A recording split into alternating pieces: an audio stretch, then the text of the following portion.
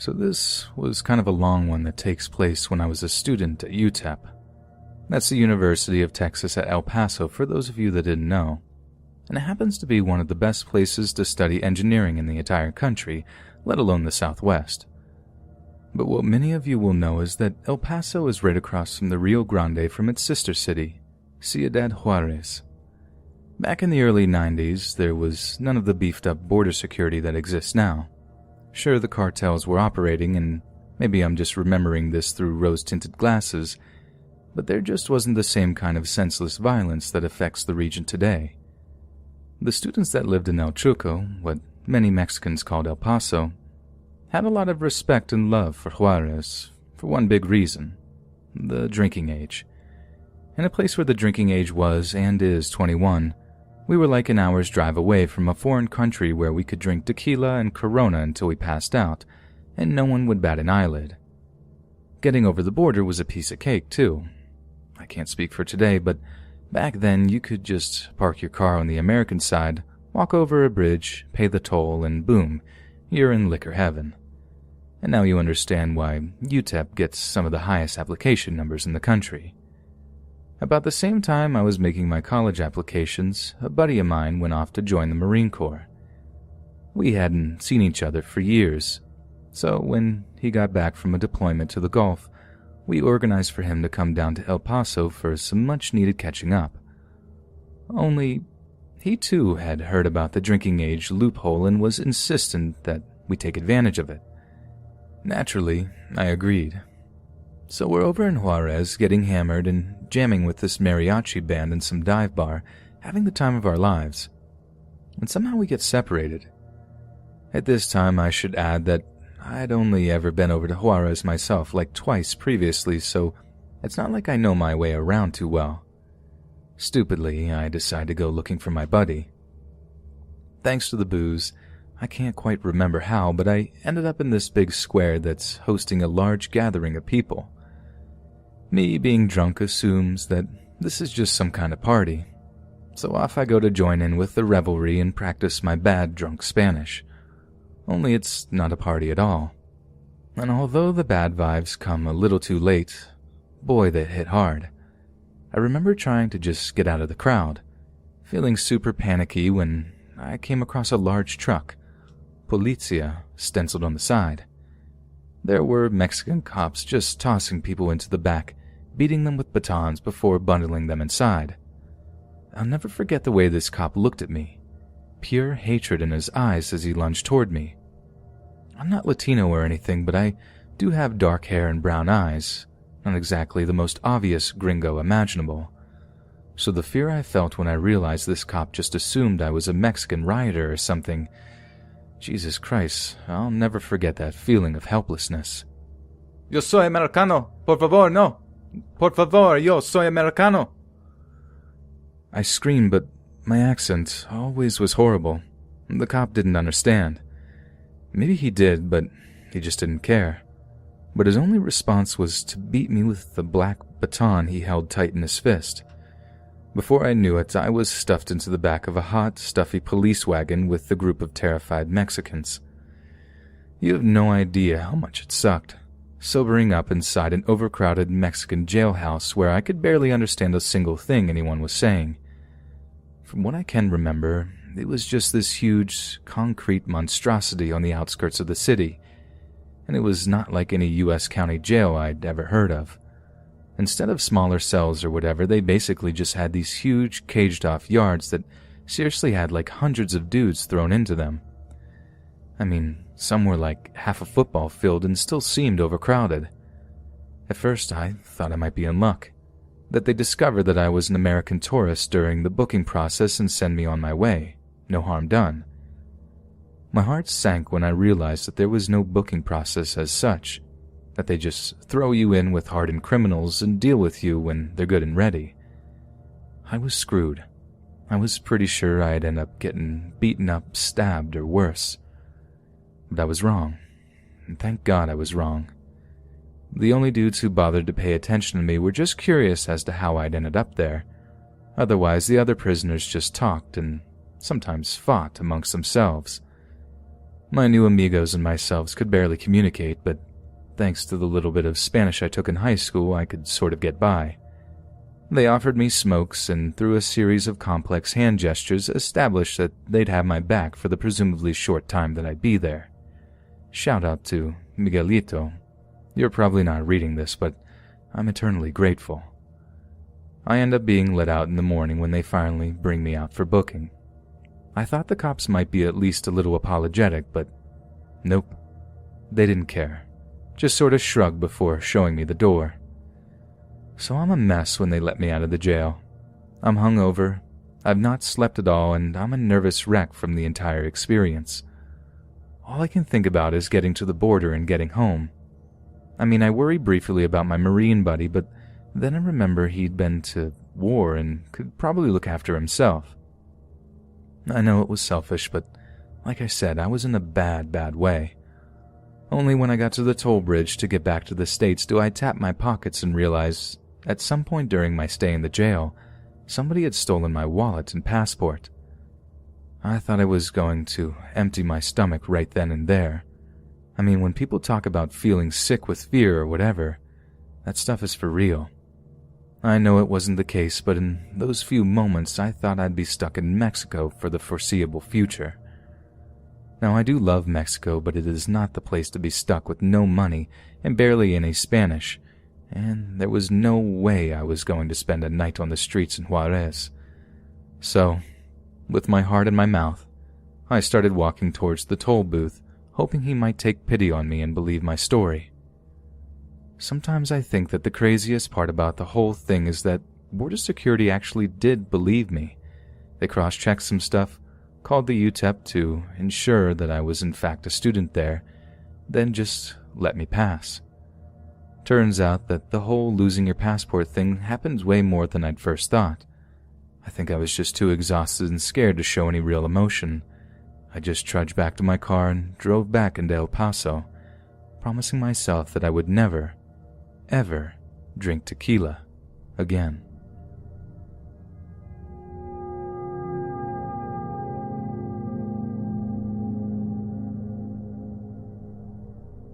Back when I was a student, I went on a university-sponsored trip to Singapore. With over 5 million people of varying ethnic backgrounds packed onto a small island off the coast of Malaysia, Singapore is one of the world's last great city-states. Everything about the trip was just phenomenal. A pure sensory assault for a bumpkin from the Midwest like me. Singapore is a foodie's heaven. Street food hawker culture was practically born there, and the locals take a great deal of pride in preserving traditional recipes that have been around for literally hundreds of years. It's clean, there's very little crime, and despite having a reputation as a heaving metropolis, the island has a handful of nature reserves and public parklands where the masses can detox from city life for a few hours before returning to the fray. It's paradise. At least, it was, until the last night we were there.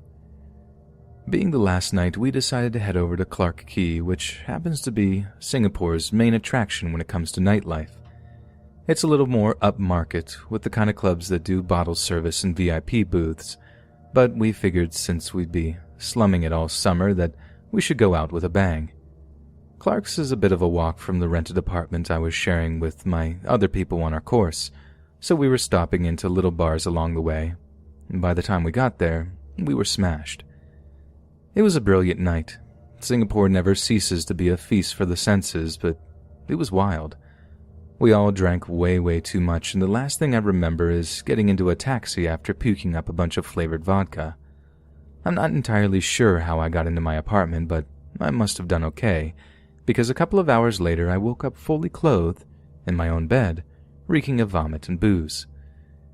It was my phone buzzing irritatingly against the bedside table, caller restricted showing on the screen as I picked it up. Confused, I answered groggily, asking who was on the other end. I didn't recognize the voice. It certainly wasn't one of my fellow exchange students, and in fairly broken English, the voice on the other end asked if I knew 2 people he named. They were both the names of the people I shared the flat with. When I answered yes, people on the other end of the line began talking in Malay to each other. I couldn't understand what they were saying at all, so I asked again who was calling. The Malay man refused to give me his name or the location of my friends. All he would say was that he was with them and that they were alive, for now. The words chilled my blood, and with my head spinning from the hangover, I assumed the worst. They had been kidnapped. They had gotten blind, drunk, and lost in Singapore, and had managed to get themselves kidnapped by the local mafia. That's when I freaked out.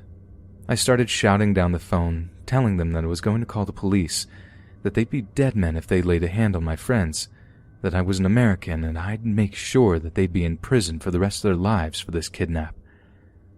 The guy just laughed. Honestly, the eeriest, most spine-chilling laugh that I'd ever heard in my life. And what he said next made my head hurt. "We are the police, sir. Your friends have been arrested." So it turns out that a pair of our numbers stupidly decided in their drunken stupor to walk back to the hotel along the waterfront. Unbeknownst to them, they ended up wandering into some highly restricted military area around Singapore Harbor. How they even got into somewhere like that is beyond me, but according to the police, that's just what they did.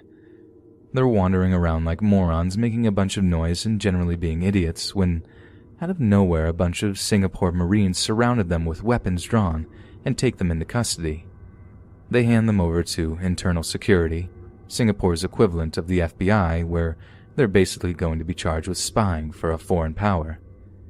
They were separated and interrogated. One guy said guns were pulled on them in order to get them to fess up. They were taken to the walls of the ports and forced to explain how they scaled them, even asking if they had left any surveillance equipment behind the harbor. One cop told one friend that the other friend had already confessed, so they might as well confess too. All kinds of horrific, barely legal stuff was pulled on them, probably just to make an example of a couple of drunk Americans. When the police hung up on me, I called around the rest of the foreign students to tell them what had happened. It caused a full-on panic. The police over in Singapore can be particularly brutal and cruel, as I knew too well, and there was a rush to ensure that our two arrested friends wouldn't end up like that kid in North Korea that got beat up so bad that he died. I'm not comparing the two countries, but I don't know. We were panicking, like really panicking. We were calling up every police station in Singapore as well as the American embassy, asking everyone we could if they knew the fate of our friends. We had also made quite an extensive number of friends and contacts during our time there, and despite what our arrested friends experienced, Singaporeans can be exceptionally friendly, welcoming, and loyal. Our local friends went to work for us, using their knowledge to get to the heart of the problem. We think someone messed up their job at the port that day, left a gate open, and rather than admit fault, they would get these young students to take the fall. Thankfully, neither of them gave up because, God knows, the punishment for espionage in Singapore at the time was most definitely death. I suppose this story isn't as scary as some of the others, ones that involve actual local crimes, murders, and the like. Maybe none of us were really in danger, but the feeling of powerlessness we felt that night, the pure fear of realizing just how small we really are, how helpless we can be, I'll never forget that.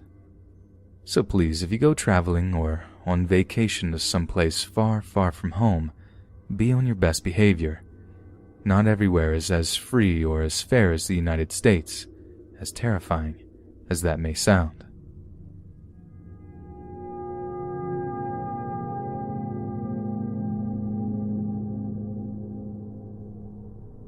Have you guys heard of Murphy's Law? It's the rule that anything that can go wrong will go wrong. And boy, is that a real thing. A couple of years back, I was in Bogota, Panama with a close friend of mine. First night there, we went out drinking with a group of people we'd met at the hostel we were staying in. I met a girl, we got talking, and well, we happened to find ourselves looking for a quiet spot to get some personal time in. You see where I'm going with this. We're walking and chatting, just being drunk and silly as we're wandering along this dusty road when we come to a gas station and realize we're pretty lost. I decide I'll go in, buy some smokes, then ask the attendants there how to get back to our hostel. So I'm inside, drunkenly fluctuating between Spanish and English with the two attendants when the girl I'm with pops inside. Apparently she's found us someone who will take us back to the hostel, so I apologize to the attendants without getting directions and follow her outside into the forecourt. Only it's not a taxi that the girl has found. It's just some Panamanian woman with a white Chevy. But I'm not one to refuse the kindness of a stranger, so at first I don't make anything of it and just get into the car. But when I look at the driver, I start realizing that what we did was a very bad idea. She looked high as a kite, and I'm pretty sure I could see a little coke dust around her nostrils. But by that time, she'd already driven off, and it was sort of too late to say anything. Not only that, but her car reeked of alcohol. I mean, it seriously smelled like a distillery in there. After some driving around, it becomes obvious that the woman is completely nuts. She actually starts doing coke while she's driving, in between rants in Spanish that seem to verge on manic episodes. Me and my gal pal are a little put off and ask to be let out. Driver pulls over and the girl, who is sitting in the front, jumps out. I'm just about to follow suit when the driver turns to me and says in plain English, "I lost my kids today. Stay with me a little while, will you?" This was a few years ago, and I have grown up a lot since. But drunk me decided that I was making a great decision by staying in the car. I'm on the edge of blackout in a brand new town, and so, for a while, I don't notice that this drunken woman is driving me way out of town. She makes a phone call, and then a few minutes later she pulls the car to the side of the road. I'm not joking when I say the largest man I had ever seen gets into the back of the car. He's Panamanian and thugged out from head to toe. He has dead eyes and coldly stares at me without saying a word. My drunk white Canadian self is sitting in the front seat. Through the liquor haze, my brain is screaming, "Dude, you're in Panama. No one knows where you are. You're alone with this terrifying human who hasn't spoken a word and a clearly messed up cokehead girlfriend." So I pull out my phone, thinking now is a good time to get a hold of my buddy back at our hostel, but it's dead. Yep, I'd forgot to lock the screen before putting it in my pocket, and it had died. Stuff like that is why I hardly drink anymore. So we are driving further and further out of town. The houses are getting big and spread out. We pull into a house that has Greek columns in the entryway, and I am thinking to myself that I've been kidnapped. I'm absolutely terrified at this point, and maybe because I was so scared, but I just got out of the car and followed her inside. I didn't want to do anything crazy. I had no idea how she'd react if I just ran away. She takes me inside of this huge house that's just dripping with drug dealer chic. I mean, it really did look like whoever owned the place was trying to build a replica of the Tony Montana mansion from Scarface. Marble columns everywhere, huge garnish paintings of tigers and stuff like that. We walk into one room where, sat at this huge dining table, is this really twitchy-looking Panamanian dude. He rises to greet me like we're long-lost friends or something, calling me brother and actually hugging me. I knew he could tell how out of depth I was, and I got the impression he was enjoying it. He offered me coke, weed, you name it. I politely declined them all and in a very roundabout way asked why I'd been brought here. He cuts to the chase and tells me he's a very successful drug runner with a network of contacts from Panama City to Michoacan, and that he has a favor to ask me. You know the way cartoon characters do like a big gulp when they're anxious or scared? Not a cliché.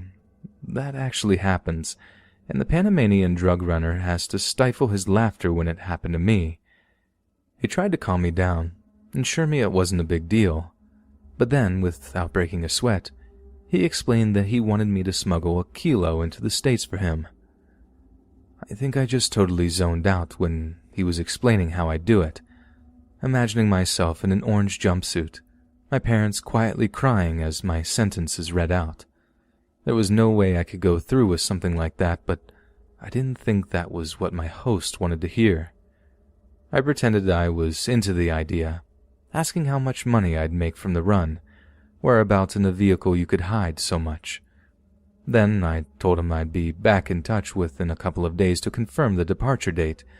He seemed delighted, gave me a burner cell phone he could call me on, then told the cokehead woman to drive me back into town. The very next day, I told the guy I was staying with that I was leaving. I didn't even bother to get in touch with the girl that I'd hooked up with the night before. She was drop-dead gorgeous, and I ghosted on her harder than a gay Casper. I was too scared to keep the phone, but too scared to throw it away. I had gotten it into my head that the runner could use it to track me. I only tossed the thing when I was back over the border in the U.S. Maybe I've watched too much Breaking Bad, but I have zero regrets. I can imagine how much money that guy has, and I know some of the messed up things people will do for money. Besides, he could have employed the weird logic and say I stole from him by not returning the phone. I don't know. I just didn't want to take any chances. I've never been back to Panama since. Sometimes I stop and think of the smallest little actions and how they have huge consequences.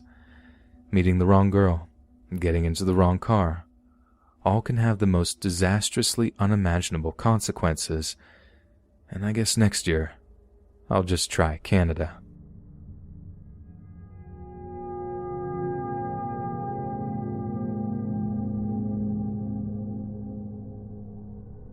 Today's episode is sponsored by Dashlane. In today's world, everything requires a password. Even worse, each one of these has their own set of very specific requirements. One special character, one number, one capital letter. It's really a mess. I definitely feel this when accessing every form of little social media app login related to running the YouTube channel and podcast. How awesome would it be if you could throw all of these into just one app? That's where Dashlane comes in. Dashlane is a multi-platform and multi-function secure password and digital identity manager that takes the stress out of your everyday login struggle. Gone are the days of remembering an endless list of login credentials, credit card info, and clicking that dreaded forgot password button to reset yours for the 50th time, as this one service can remember them all for you. All it takes is one master password to access your virtual and secure vault that you can add not only logins, but also secured notes, online checkout information, personal ID cards, and contacts. Even better, with Dashlane Premium, you get access to their VPN, dark web monitoring, secure password generation, and complete seamless info synchronization across all of your devices. If password security is important to you online, I highly recommend trying them out. I've been using it for about a month or so now, and it's by far the best password manager that I've used to date. Check out the link in the description, www.dashlane.com/read. That's www.dashlane.com/READ to try it out for free on your first device for life. A few years back, my dad passed pretty suddenly. Heading back to our hometown for the funeral, my two younger sisters and I were reunited for the first time in years. It felt amazing, feeling petty sibling rivalries just fall away once we realized what was truly important, being family. We get chatting on the night of the wake, reminiscing and stuff, when we make the joint decision to go on a family vacation together. A few months down the line, and we've somehow managed to get the three of us to agree on a location, somewhere our dad has always talked about, with great affection, a place called Veradero in Cuba. He'd taken our late mom there on a belated honeymoon a year or so after they'd married, and the place was filled with happy memories for them. Maybe, just maybe, we could visit Veradero and feel a connection with her parents' past. So myself and my two sisters, Rose and Jackie, boarded a flight at Toronto Pearson that was headed directly to Havana, Cuba. Seeking to escape another damp, squib Canadian summer for the sun-soaked beaches of the Caribbean. We were excited beyond words. It was the first real vacation any of us had taken in years, and we really had gone all out for it. But it took about an hour before we wanted to leave. We landed in Havana, and the weather is looking like it's about to turn. It was very hot, and the sun was sweltering, but on the horizon was the biggest, most intimidating collection of storm clouds I'd ever laid eyes on. I mean, they were huge, the kind of thing you'd expect to see in a Hollywood disaster movie. When we met our driver outside the airport, he explained in pretty good English the storm wasn't expected to hit Cuba too hard and that it should be cleared up by morning. He was wrong. Over the course of the 2-hour drive to Veradero, the storm began to encroach, so that by the time we reached the actual resort, heavy winds had been battering the buildings to the point that the roof tiles were scattered all over the place. We were getting pretty concerned by this point, but the resort bar is still open and doing good business thanks to the weather, so we decided to grab a few drinks to pass the time. Mojitos, daiquiris, cubanitos. We sampled pretty much everything the menu had to offer us. Big mistake. By the time we leave to go back to our rooms, we're pretty smashed. Spirits are high despite the rain, so we're laughing and joking, singing songs in our bad Spanish, when all of a sudden, Rosie slips on a piece of roofing tile and goes down hard. Well, she doesn't exactly slip. According to her, an initial slip on her flip-flop on a damp, loose piece of tiling causes her footwear to become stuck. This kinda whipped her leg back, causing her to land on it with all her weight. We hear the bone snap as clear as day.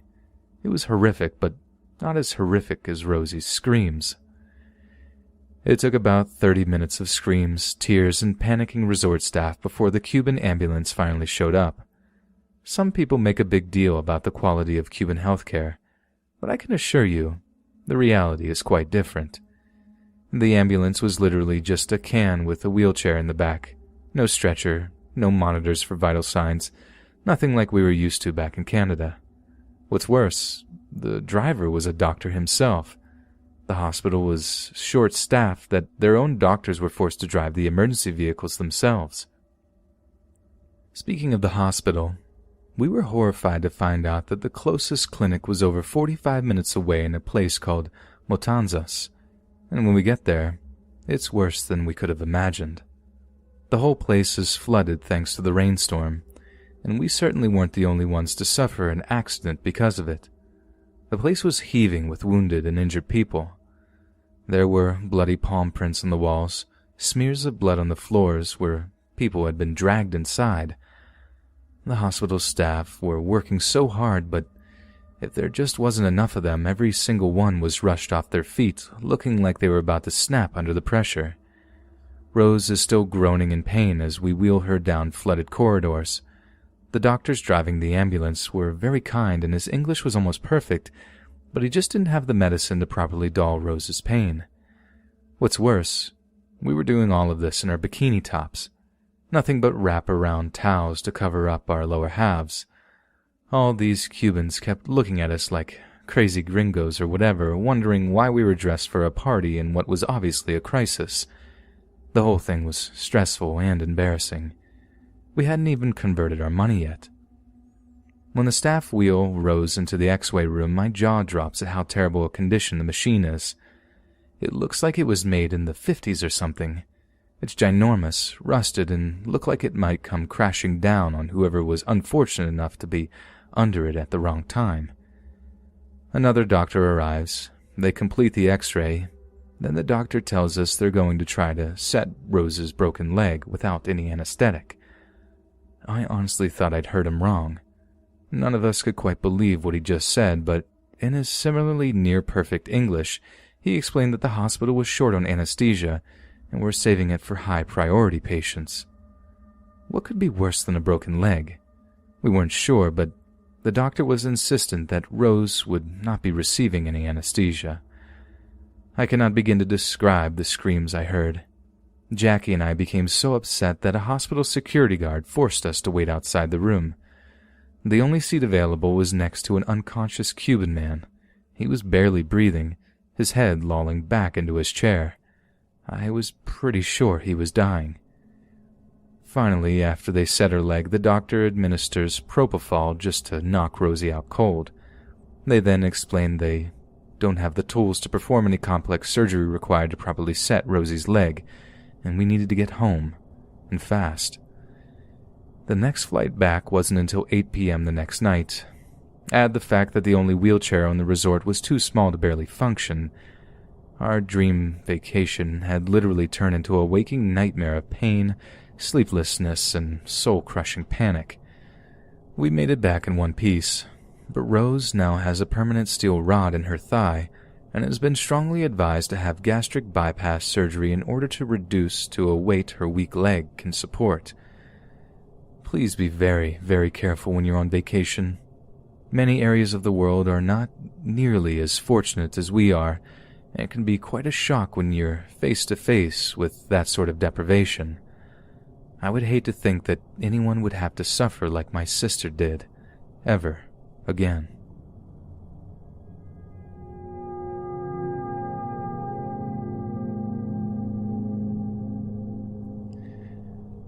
I was 19 when I first landed in Ho Chi Minh City, barely a grown man. Before that, I'd never even left the UK, and Vietnam seemed like the most exotic place in the world to me. Feeling like Neil Armstrong landing on an alien planet, the humidity that hit me in the face as I stepped off the airplane was unbelievable. How could people live in that heat? I couldn't even imagine. But live they did.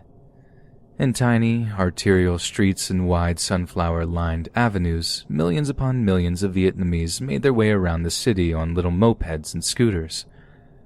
My cigarette-smoking taxi driver filled the car with thick, billowing fumes, beeping the horn so regularly that it could have been Morse code.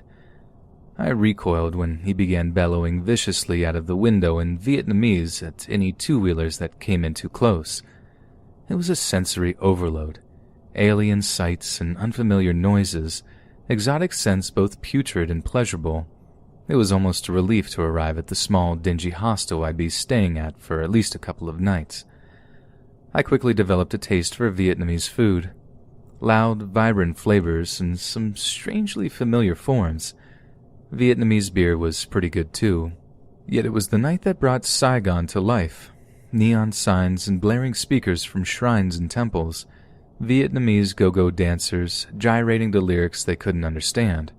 Fried meat and incense filling the air with sweet, delicious smells. Street vendors sold fruits that looked like props from a science fiction movie. It was incredible. But maybe I got a little too confident in my new home away from home. So Vietnamese weed is cheap, like really bloody cheap. Not as strong as some of the stuff you can find in the UK and the States, but for the price, it's fantastic. It's also readily available.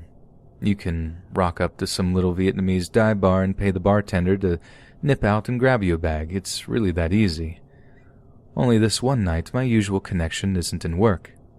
I try to ask the owner where the bartender is in my crappy Vietnamese, but he doesn't understand, so I give up and decide to find myself a new person to pick up from. Something you should know about Ho Chi Minh. It's not uncommon for someone on a moped or a scooter to just cruise up next to you on the pavement and offer you a lift somewhere.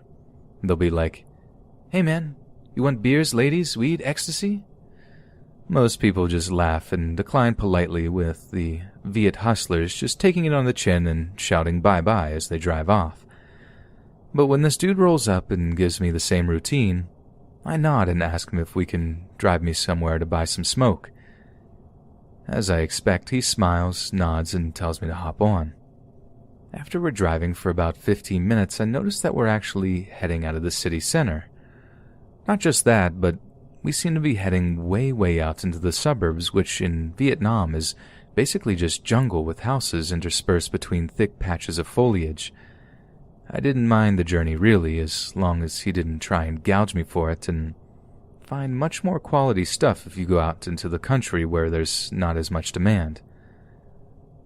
My driver says we're headed to a bar he knows, but when we pull into the driveway of this bar, it's anything but.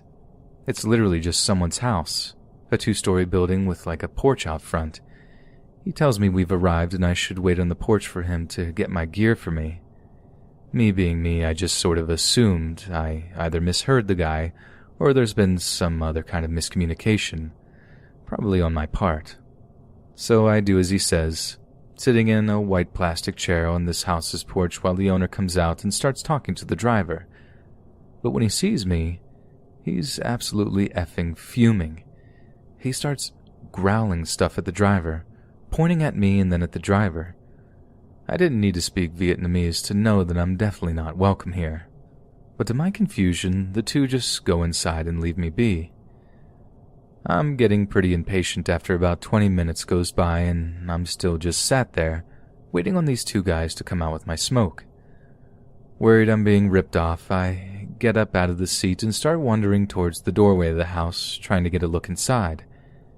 But there's noise at the entranceway to the driveway. 4 youngish Vietnamese guys are staggering up the path, obviously pretty drunk.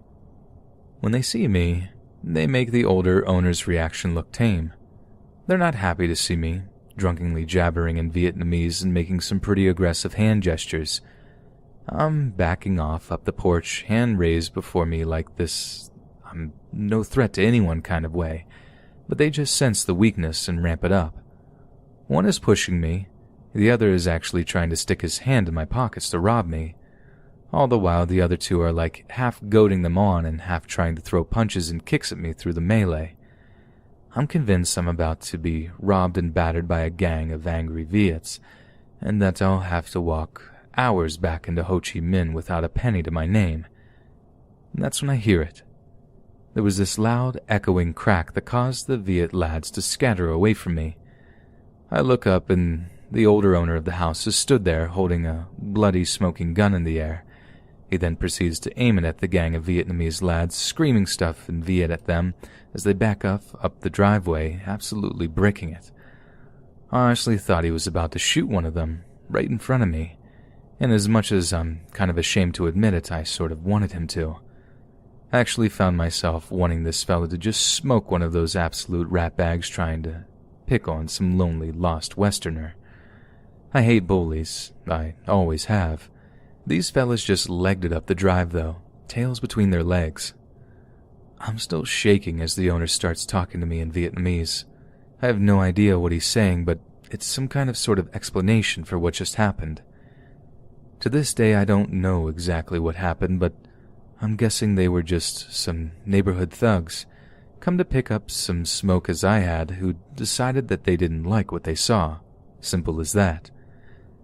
With trembling hands, I take this huge bag from the owner, who then refuses to take my money off me. He's batting it away and pushing my hand back towards me, in this really overt gesture of keep this, you probably need it right now. And I did. You have no idea how scary it is when something like that happens in a foreign country. The feeling of utter confusion, helplessness, and fear are amplified because you stick out like a sore thumb. The one thing worse than some horrible misfortune is horrible misfortune you're not able to ask for help with.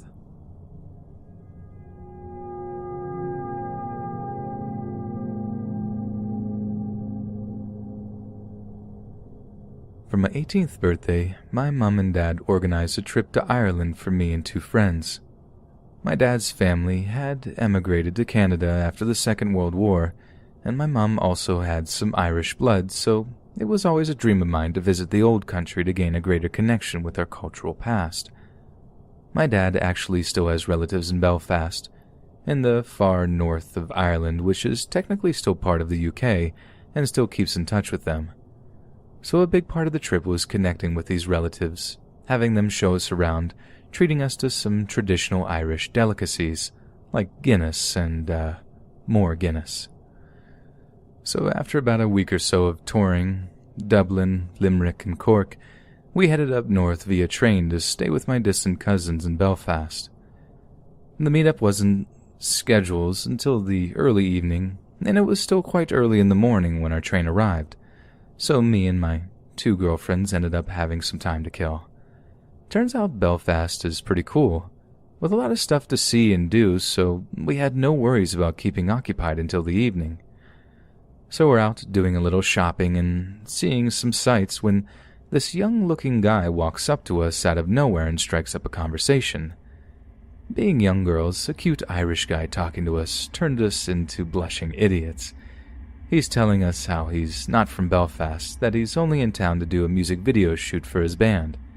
This now turns the fawning factor up to 11, and we're practically drooling over this tattooed Lothario as he regales us with tales of tour bus antics and wild rock shows. Eventually, to our absolute delight and amazement, he tells us we're all gorgeous and that we're perfect to star in their music video with them. He explains it'll be like a group thing, with a band playing in the abandoned warehouse space while their fans party around them. So when he asks us if we have an hour or two to spare to come and be part of the shoot, we jump at the chance. He asks us to follow him, and without so much as a second thought, we do. But here's the thing. I've always been a good judge of character, and something didn't quite feel right to me. I don't know what it was at the time, but something just didn't add up. I also know a little bit about guitars, having played for a few years in high school. I'm not amazing or anything, but I do know my way around a fretboard. So when the guy says he plays guitar in his band, I asked him which model and brand he prefers. He hesitates, then gives us some wishy-washy answer about having too many favorites to really choose from. Okay, nothing quite so suspicious about that. The guy must have had a whole bunch of guitars on hand. But I pressed the issue.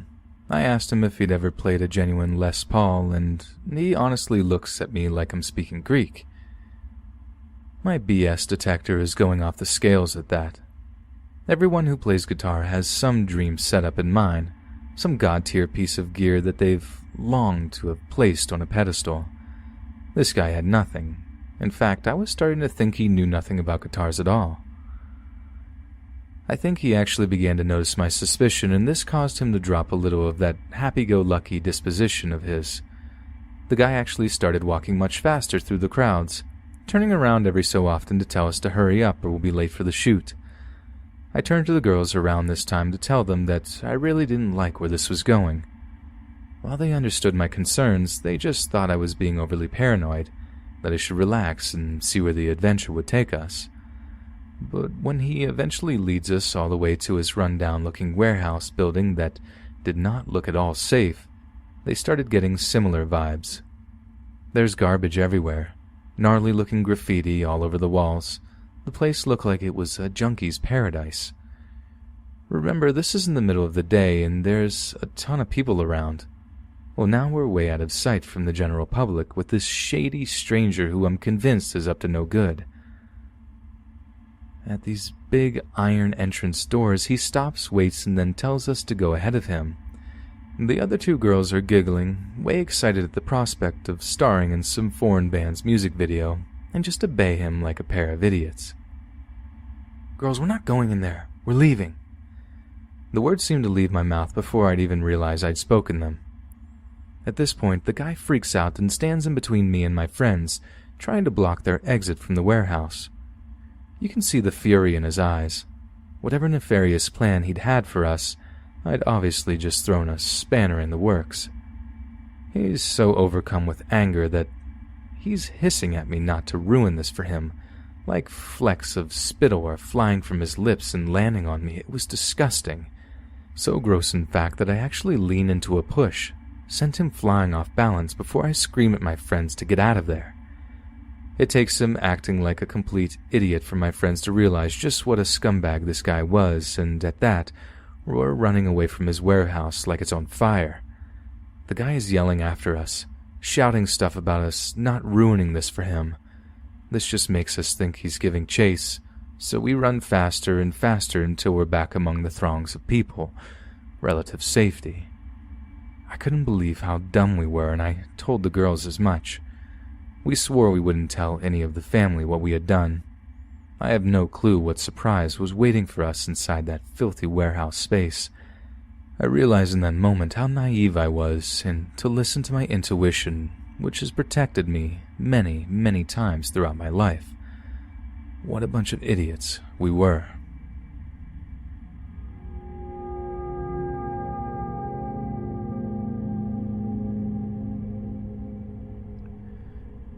After our university graduation, a few close friends and I decided to go traveling to Western Australia. We had planned the trip for years, putting away savings for our part-time jobs until the day we finally donned our mortarboard caps and ventured out into the world as adults. We arrived in country, spent a week or so just lazing around the beaches and soaking up the sun, then decided we'd have ourselves a little road trip. And for that, we'd need wheels. So we wandered into this little Aussie town and find ourselves the cheapest, noisiest camper van and rent the thing for basically pennies. We drove this battered old camper van around a few towns, often sleeping in the van itself when we were unable to find any hostels or hotels. Anyone familiar with the northwestern corner of Australia knows that town is a pretty generous term for most of these places, and there's a lot of absolutely nothing in between them, just barren outback desert.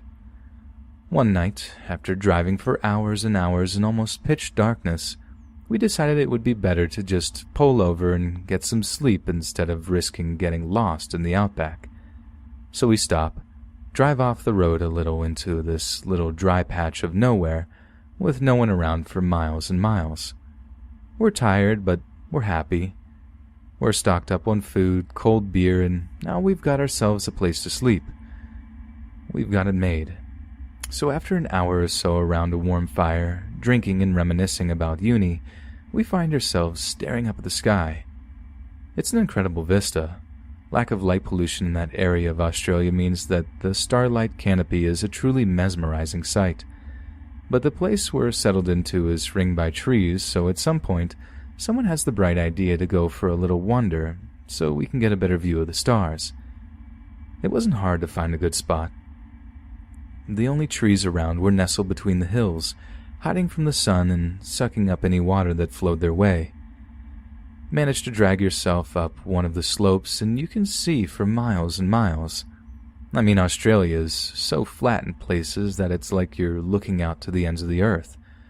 So with all of us a little buzzed, we start shuffling off towards one of these hills. It was glorious. The Milky Way was so bright and deep it felt like you were falling into it. The road and our campsite were hidden by darkness and trees, erasing pretty much all signs of civilization. We felt so alone, so far from home, it really was a special moment. We sat and drank in the galaxy and told whatever stories came to mind, just real hippie stuff.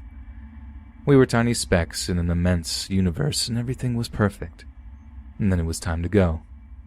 We all stand up and as one, the 4 dudes I'm with start walking in the wrong direction. It's not hard to understand why. Every hill looked like the same from up on top of our glorious mound of rocks and dirt. Every little valley was choked with brush. The road was obscured from view and it curved gently away from us in both directions anyway. There were no landmarks and we were all high as kites. So there I am, confused at first as to why my mates are heading off in pretty much the opposite way we came. I doubt myself for a moment, wondering if it's me that in fact has the messed up sense of direction. The guys poke up a bit of fun, saying I'm too drunk to find my way back to the van, but I know at this point that we're definitely not going the right way. I start insisting, raising my voice, trying to convince the lads that they're about to get themselves dangerously lost in a place where getting lost can be fatal. They were so certain that they were going the right way that my objections were often met with laughter and mockery, but as time went on I became increasingly panicked.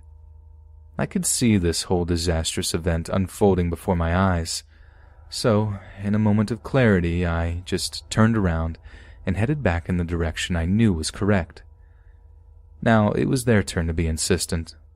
The lads practically begged and pleaded with me not to go back in the wrong direction, drunkenly arguing that I was going to get us all in a lot of trouble. That infuriated me.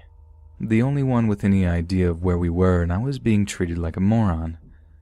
Eventually, they decided to humor me, following my lead so that they could continue to mock me when I finally did get us all lost.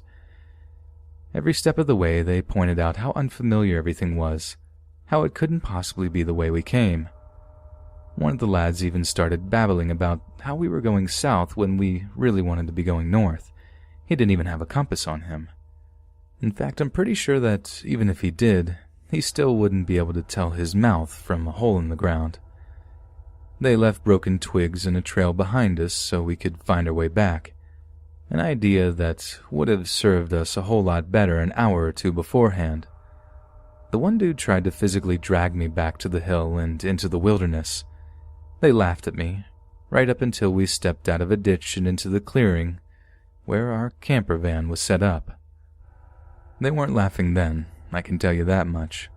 the lad who was insistent that he had some kind of magnetic compass in his head was the worst off.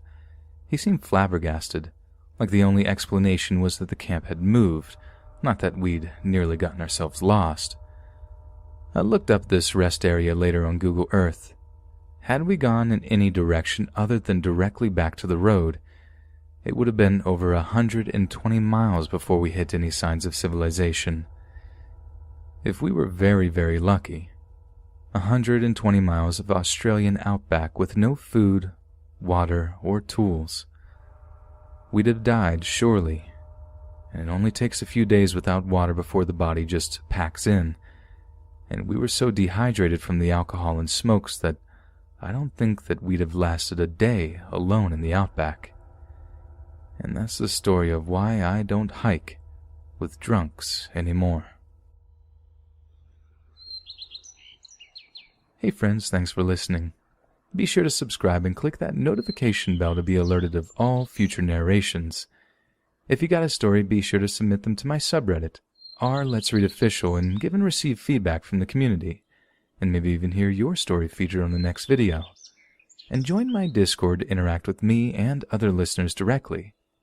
And if you want to support me even more, grab early access to all future narrations for just $1 a month on Patreon, and maybe even pick up some Let's Read merch on Spreadshirt. All links in the bio. Thanks so much, friends. And remember, Anthony is the captain now. And don't be narcissistic.